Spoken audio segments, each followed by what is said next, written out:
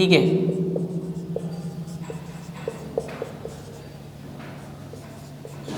ठीक है, तो ये हो गया।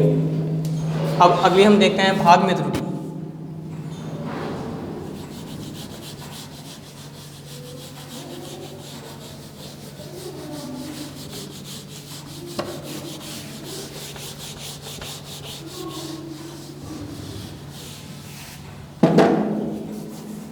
चौथी है भाग में त्रुटि। तो भाग में त्रुटि कैसे होगी? तो माना जो x है वो आपका हो गया a बटा बी हो गया। तो अतः माप में त्रुटि, तो माप में त्रुटि जो होगी वो x plus minus delta x बराबर, आप कह सकते हैं इसको a plus minus del a, और b में भी वही करो प्लस माइनस डेल b। ठीक है, आपने इस तरह से करा। उस तरह से देखिए अब हम क्या करेंगे, यहाँ से हम x कॉमन ले लेंगे। अगर यहाँ से x कॉमन लेंगे तो यहाँ तो जाएगा प्लस, ये प्लस माइनस डेल्टा x और बटे में क्या आ जाएगा, x आ जाएगा। ठीक है, उसके बाद आप यहाँ से भी क्या करेंगे, a कॉमन ले लेंगे तो ये हो जाएगा a plus minus delta a और बटा a। फिर ये भी b आप कॉमन ले लेंगे तो 1 प्लस माइनस डेल्टा b बटा b। ठीक है, उसके बाद अब आप जानते हैं इसको, आप देखिए इस तरह से लिख सकते हैं x का मान कितना है a बटा b, तो a बटा b रख दीजिए।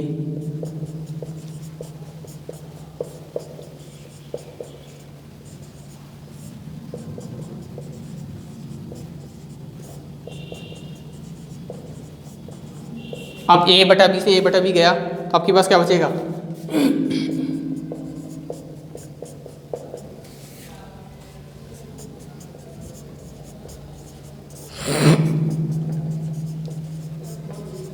ये बचा। ठीक है, अब अगर आप एक काम कीजिए, आप अगर इसको ऊपर लेके जाते हैं तो इसकी घातें हो जाएगी माइनस में।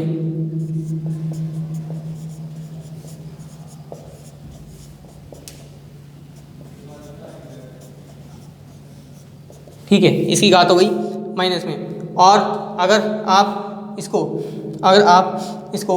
1 प्लस एक्स का देखते हैं, ठीक है, तो अगर ये कुछ इस तरह का है, देखिए 1 प्लस माइनस डेल्टा बी बटा बी की पावर है -1। तो आप एक काम कीजिए, ये -1 है, ठीक है, ठीक है।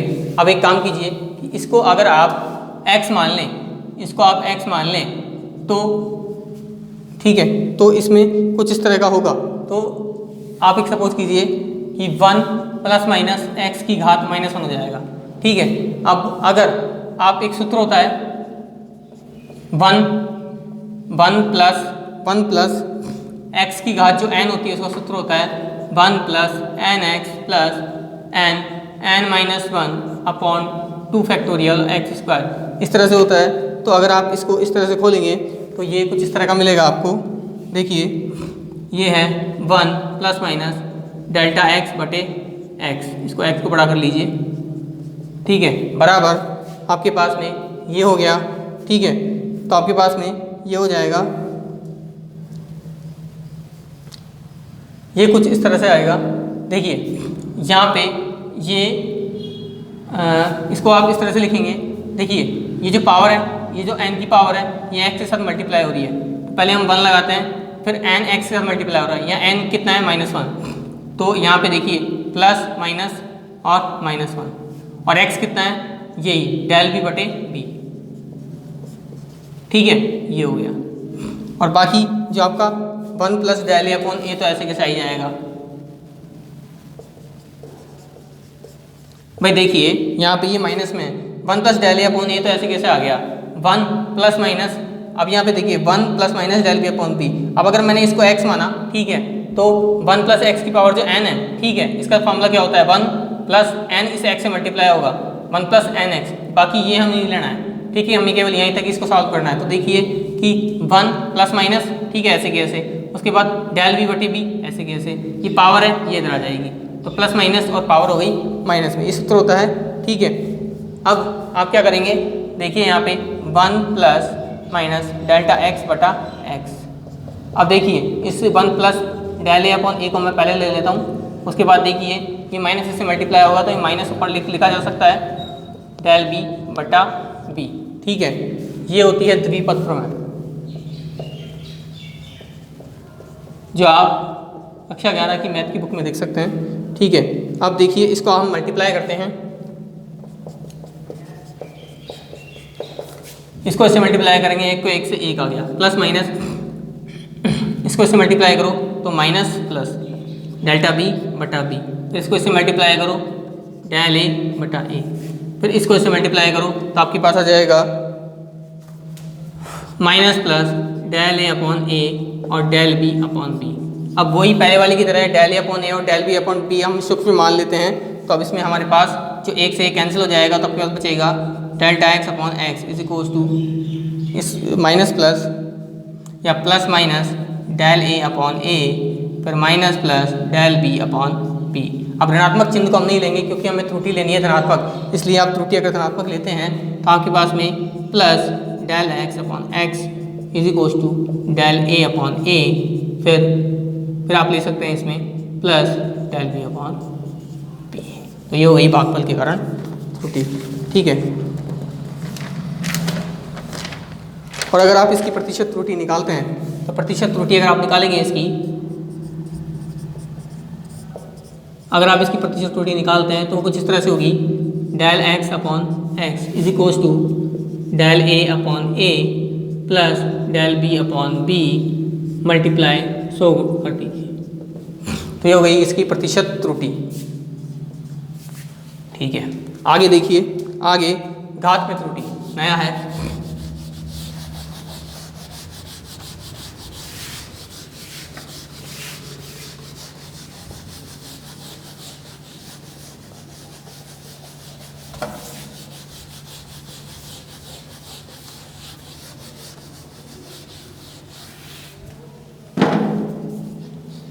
आगे देखिए घात में त्रुटि।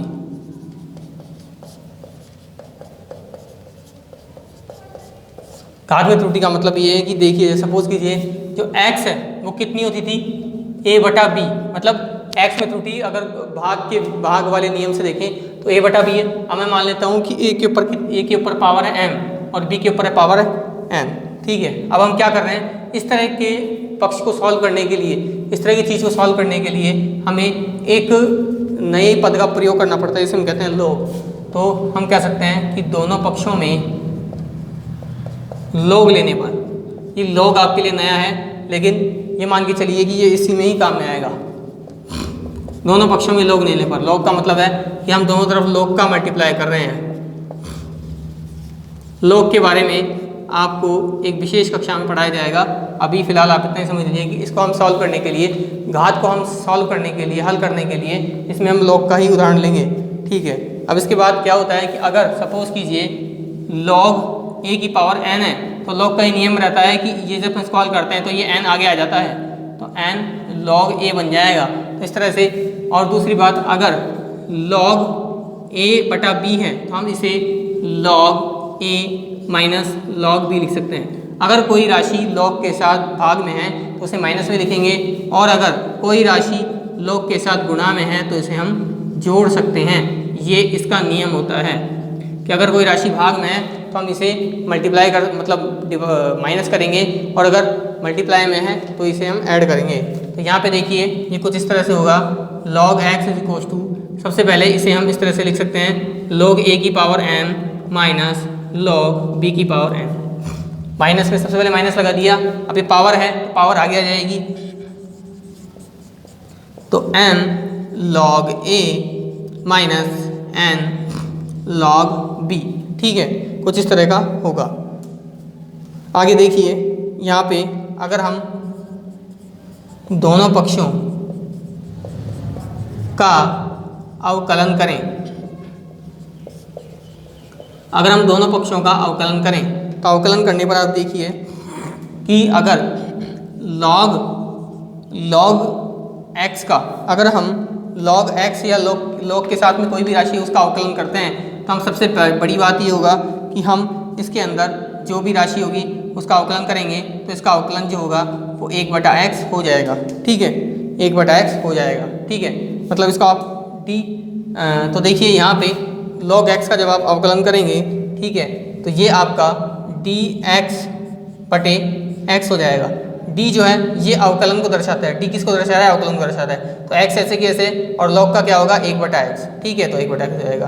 फिर m, फिर उसके बाद अवकलन के लिए क्या आएगा d, फिर क्या आ जाएगा ये a ऐसे की ऐसे, और अगर आप बोलेंगे log a, तो log a का होता है 1/a, तो इससे मल्टीप्लाई हो जाएगा 1/a, फिर माइनस n, और फिर अवकलन है इसलिए आ जाएगा d, फिर ये b है और log b का क्या हो जाएगा 1/b, तो ये हो जाएगा इस तरह से, ठीक है, इस तरह से हो जाएगा। अब इसको अगर आप आपेक्षिक त्रुटि में लिखेंगे,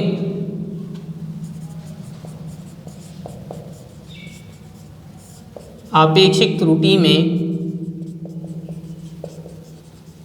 लिखने पर अगर आप इसको आपेक्षिक त्रुटि में लिखते हैं तो वही आपको प्लस माइनस लगाना पड़ेगा, ठीक है, इस डी की जगह क्या हो जाएगा, डेल हो जाएगा।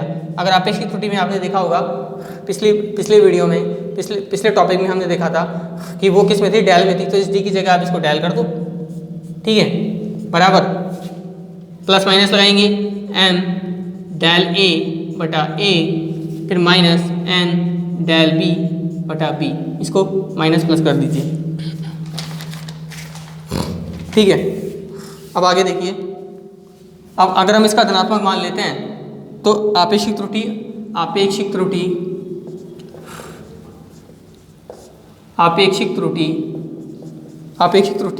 के अधिकतम मान, आपेक्षिक त्रुटि के अधिकतम मान के लिए धनात्मक चिन्ह लेने पर, आपेक्षिक त्रुटि के अधिकतम मान के लिए अगर हम धनात्मक चिन्ह लेते हैं तो डेल्टा x बटा x पॉजिटिव लगा लो, और उसके बाद प्लस m डेल a बटा a, फिर प्लस n डेल b बटा b, और अगर आप इसकी प्रतिशत त्रुटि निकालते हैं तो इसमें 100 से मल्टीप्लाई कर दो, तो ये आपका हो जाएगा m डेल्टा a बटा a, फिर प्लस डेल b बटा b, और मल्टीप्लाई आप इसको 100 से कर दो, तो ये आपकी प्रतिशत त्रुटि हो जाएगी। तो इस तरह से हमने देखा कि किस तरह हमने त्रुटियों के बारे में बताया। इसमें आज हमने 4 तरह की त्रुटि की बात करी, जिसमें हम योगफल के कारण, अंतर के कारण, भाग के कारण और गुणन के कारण, इन त्रुटियों के बारे में हमने आज चर्चा करी, ठीक है। तो ये आपका त्रुटि का पूरा जो था ये कंप्लीट होता है। उसके बाद हम एक छोटा सा टॉपिक लेते हैं, सार्थक अंक।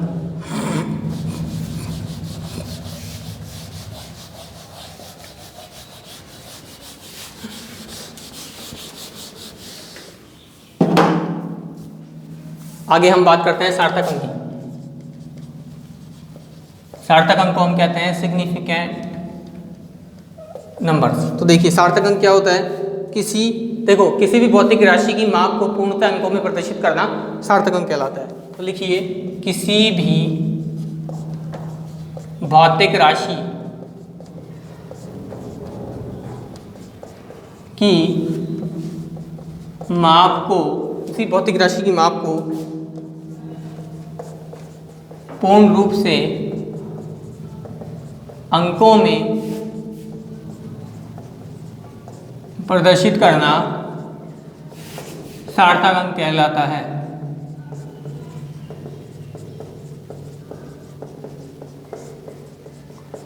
सार्थक अंक कहलाता है, ठीक है।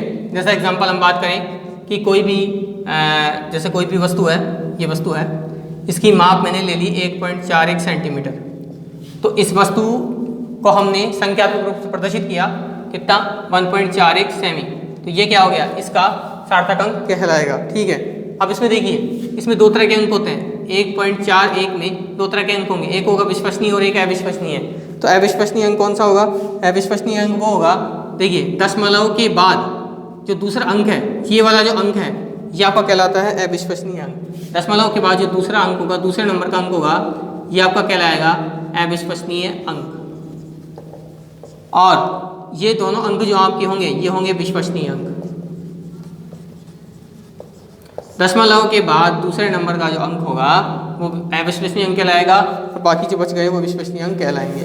ठीक है, अब देखिए इसमें हम बात करते हैं सार्थक अंक को ज्ञात करने के नियम।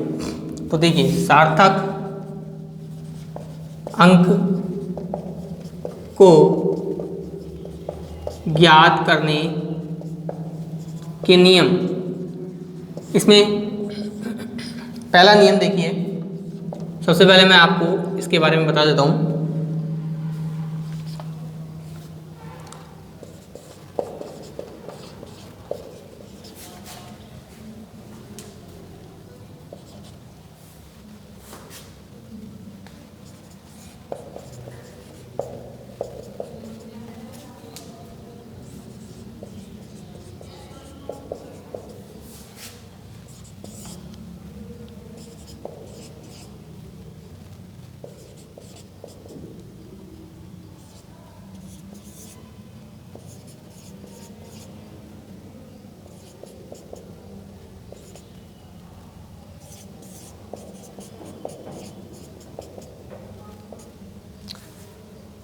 देखिए इसमें 6 तरह के अंक मैंने लिखे हैं। पहले अंक में देखिए, पहले नंबर में देखिए 00.12 है।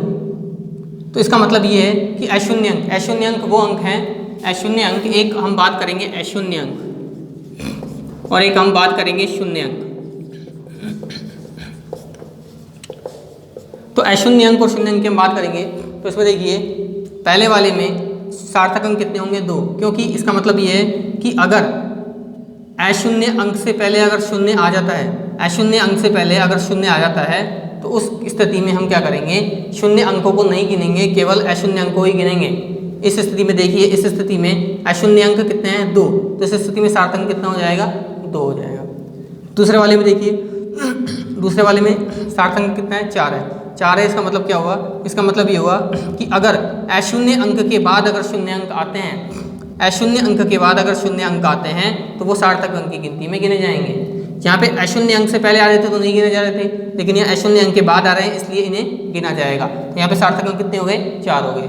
तीसरे वाले में देखिए, तीसरे वाले में कुछ इस तरह का आप देख रहे हैं कि अगर यहाँ पे ये 12 क्या है, 12 आपका मीटर में है, ठीक है, और अगर 12 हमने किस में बदल दिया, 12 हमने किस में बदल दिया, सेंटीमीटर में बदल दिया, तो सेंटीमीटर में बदलने पर भी इसके अंदर सार्थक अंक केवल 2 ही रहेंगे, इसमें बदलेंगे नहीं। ठीक है, चौथे हम बात करें तो चौथे में देखिए अगर अशून्य अंकों के बीच में शून्य आ जाता है, अगर अशून्य अंकों के बीच में अगर शून्य आ जाता है तो वह भी सार्थक अंक की गिनती में आएगा। सॉरी यहाँ पे एक 0 और लगेगा।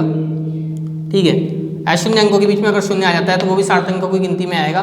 ठीक है, और अगर इसमें भी वही चीज़ है। और छठे में अगर कोई भी अंक 10 की घात में है तो वो सार्थक अंक की गिनती में नहीं आएगा। इस केस के अंदर सार्थक अंक कितना होगा, 1 ही होगा। छठे में देखिए कि कोई अगर अंक है वो 10 की घात में है तो वो सार्थक अंक की गिनती में नहीं आएगा, उस केस में सार्थक अंक कितना होगा, 1 ही होगा। आगे हम बात करते हैं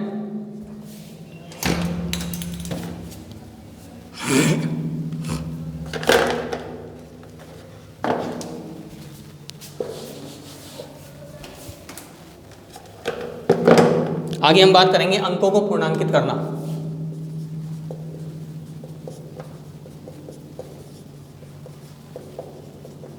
अंकों को पूर्णांकित करना, तो इसमें हम 4-5 तरह के नंबर देखेंगे। तो पहला है आपके पास में देखिए 3.72, इसको मैं लिख सकता हूँ 3.7। सेकंड है आपके पास में 3.78, इसको मैं लिख सकता हूँ 3.8। तीसरा है 3.750, इसको मैं लिख सकता हूँ 3.8। चौथा है 3.75, सॉरी यहाँ 1 करिए और यहाँ 0 करिए, ये हो गया 3.8।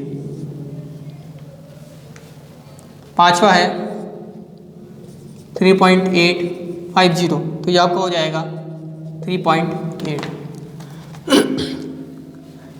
अब देखिए पहले वाले केस के अंदर, पहले वाले केस के अंदर ये हुआ कि अगर दशमलव के बाद कोई अंक है, दशमलव के बाद दूसरे नंबर का जो अंक है, दशमलव के बाद अगर दूसरे नंबर का जो अंक है ये अगर 5 से कम है, दशमलव के बाद दूसरे नंबर का अंक अगर 5 से कम है तो इस वाली संख्या पर कोई प्रभाव नहीं पड़ेगा, ये 3.7 मतलब ऐसे की ऐसे लिखा आ जाएगी।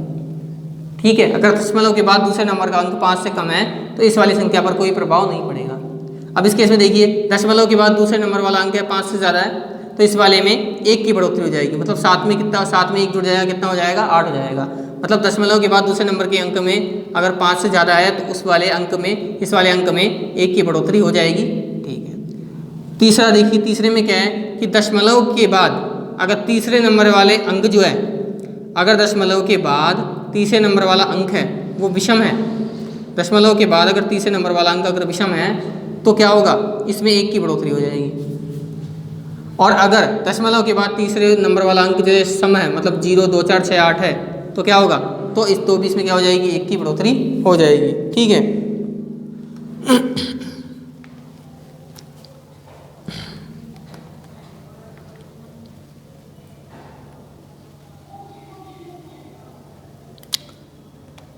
इसमें एक चीज़ और आप देख सकते हैं कि देखिए, अगर इससे पहले इस शून्य, देखो यहाँ पे तो हमने कहा कि 5 के बाद कोई नंबर है अगर वो विषम है, विषम है तो विषम में तो यहाँ 1 की बढ़ोतरी हो गई। इसमें आप ऐसे भी देख सकते हैं कि ये जो शून्य है, इस शून्य के बाद में अगर यहाँ पे अगर विषम अंक होता है तो भी इसमें एक बढ़ोतरी हो गई। अगर इसमें ऐसा होता, इस शून्य के बाद अगर सम अंक होता तो यहाँ पे ये ऐसा का ऐसा ही रहता।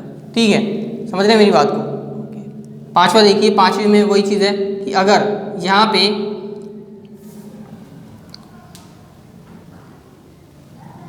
अब देखिए 5 से पूर्व जो यहाँ पे देखिए 5 है, 5 से पूर्व का अंक कितना है, विषम है, सॉरी सम है, तो सम है तो इसमें कोई बढ़ोतरी नहीं हो रही।